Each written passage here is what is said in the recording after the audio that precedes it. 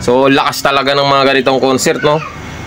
Matibay pag yung mga ganito, yung mga sinauna, yung original talaga.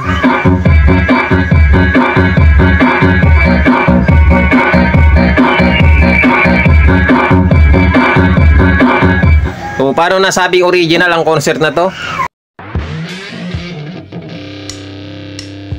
Ayun guys, magandang araw. So may repair tayo ngayon na isang concert na amplifier, concert AB502B. So yan siya, nakabaligtad, andun yung harap. So ang problema nito, sabi ng may-ari, umuugong. So binaklas ko na siya, tinignan ko na kasi chinek namin kung may kalakalawang. So okay naman, ala naman ako nakikitang kalakalawang, no? Normal naman yung mga piyesa. Tapos tinanggal ko yung ano niya, yung tone control niya, yung sa may dito sa may kwan niya, jack o socket. Ngayon, testingin natin na yung main amp lang ang gagana. So yan. Nagkabit na rin pala ako ng speaker. So negative. Tapos tutusok na lang natin positive kung uugo nga ba. So yun, pumitik naman yung relay. So dito tayo. Ayaw dyan dito. Ayun, umuugo nga.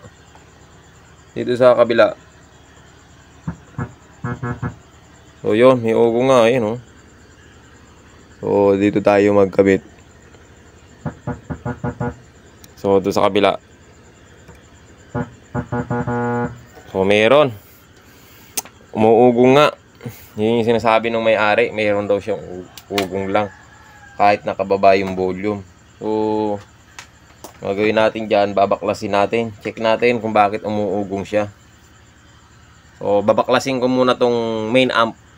Check natin sa loob o sa ilalim kung bakit umuugong. Kadalasan kasi sa mga pinagmumulan ng ugong na yun, kasi kagaya na kapag ang ugong niya ay left and right, pwedeng sa tone control. Pero nakatanggal naman na yung supply ng yung kanati sa tone control, sakit.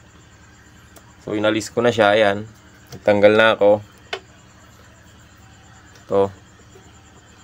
Ito kasi yung supply niya doon sa kan. So main amp na lang naman ang gagana dito pagka ganyan. Meron pa rin siyang ugong. So dapat ala ng ugong yan. So may umuugong pa rin siya. So ngayon, isa pang pinagmumulan yan, pwedeng sa supply o kaya dito sa capacitor pagka may humming na ganon. Kasi ano ko dito sa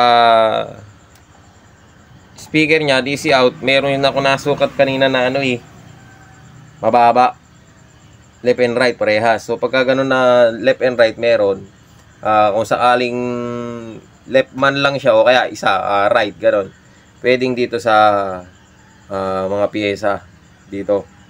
Pero pagka left and right na ganun, pwedeng supply o kaya dito sa capacitor niya. So tignan natin kung ano magiging problema. So babaklasin ko muna. So yun siya guys, nabaklas na natin siya. So ngayon na may nakita ko o may napansin ako dito sa kanyang board. O nag-check ako. Ito ang nakita ko. Ayun, ayusin lang natin yung camera. Yan, naka-zoom siya. So ang nakita kong problema ito sa capacitor nga. Kasi nagpalit sila ng capacitor Ayun, ang ipinalit na capacitor niya medyo maliit o mababa ang UF, mataas ang voltahe. Kasi kadalasan ito ano ba to? Ayusin natin. Ayan, maliit siya pero ano siya, L na, branded yan Alam ko ganyan, branded yan ganyan, pero di ko alam kung legit na L na nga ito. Maliit ang nilagay sa kanya 4,700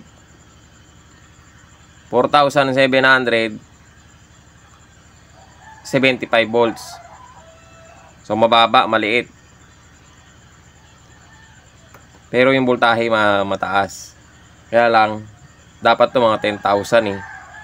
O kahit 63,000 man lang sana, 68 man. Basta mataas ng konti yung UF. So pinilitan medyo maliit pa. Ayun, oh. So ngayon nagpalit sila ng capacitor. Ano ba to? Ayaw na. May baligtad. Nagpalit sila ng capacitor, kaya lang sumablay yung hinang. Ayun. Nakaangat, oh. Ayun, oh. Tingnan natin kung nakatungtong pa siya sa ano. Sa ayusin natin. Ano ba? Ayun. Tingnan natin kung nakatungtong pa ba siya sa pan. Ayun, gumagalaw nga, oh. Oh, hindi nga siya nakakuha, no?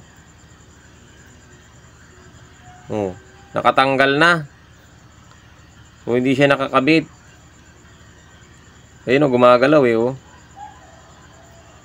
So, sa ganito kasi, iba, dinidikitan pa ng rugby yan, sa ilalim, eh.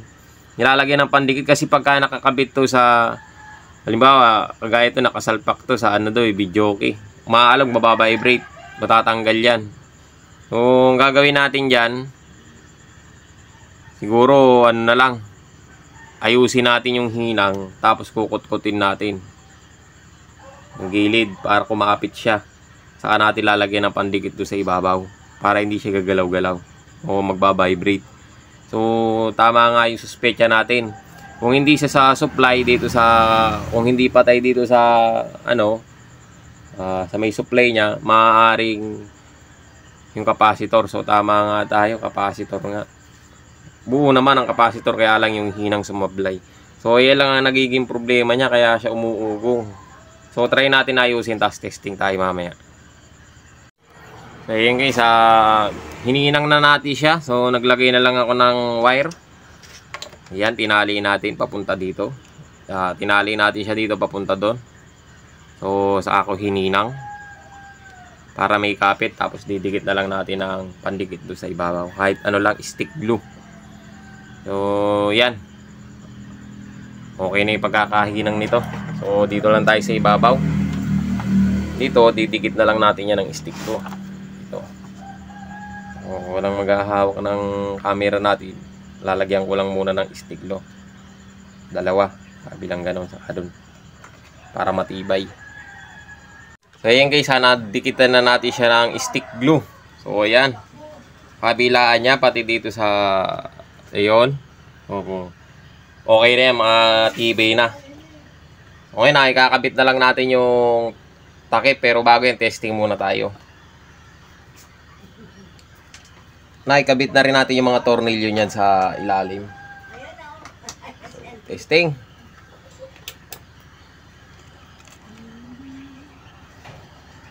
Yun, lumagitik na. So, lagay tayo ng speaker dito sa terminal. So, yun. So, wala na yung ugong. Sa kabila.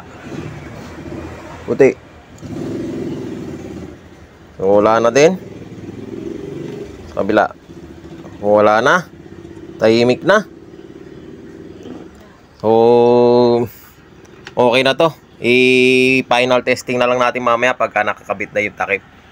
So yun guys, final testing tayo. So nakasaksak na to at nakakabit na rin yung case nya. So yun. Yun, lumagitik na yung relay. So may music na tayo. Volume. So wala na yung ugong nya. Kahit nakahina volume, dapat yan may ugong. Kanina may ugong yan eh. So ngayon wala na. Sabihin nyo lang ang naging problema niya, capacitor.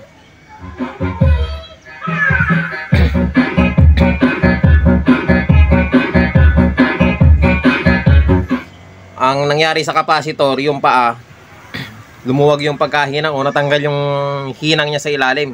Kasi yung nga, nagbabibrate yan pag nasa video, okay.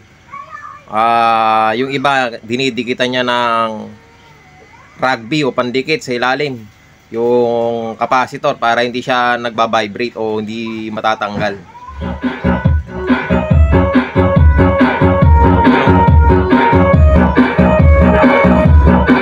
So lakas talaga ng mga ganitong concert, no?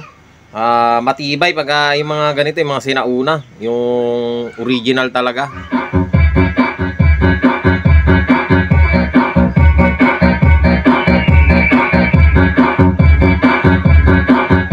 So paano nasabing original ang concert na to? So ayan, makikita nyo yung concert nakaukit dito. Tapos yung board niya kulay brown. So hindi ko na naipakita kanina sa inyo yung kulay ng board niya, pero brown yan. Ayun, masisilip ninyo sa butas. Kulay brown. Tapos sa likod, sa ilalim niya, ay sa likod niya may nakalagay na yung nga, sabi nga nila, serial number. So yun, serial number. At mayroon nakalagay na Samony Venture Corporation. Dito yan, ayun o. Ayun, Samony Venture Corporation.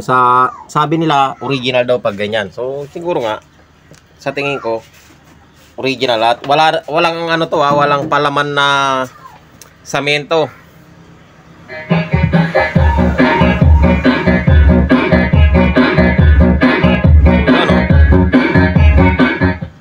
Okay na, goods na. So ayan guys, hanggang dito lang yung video natin at sana nakatulong sa inyo yung video na to at maraming salamat sa panonood.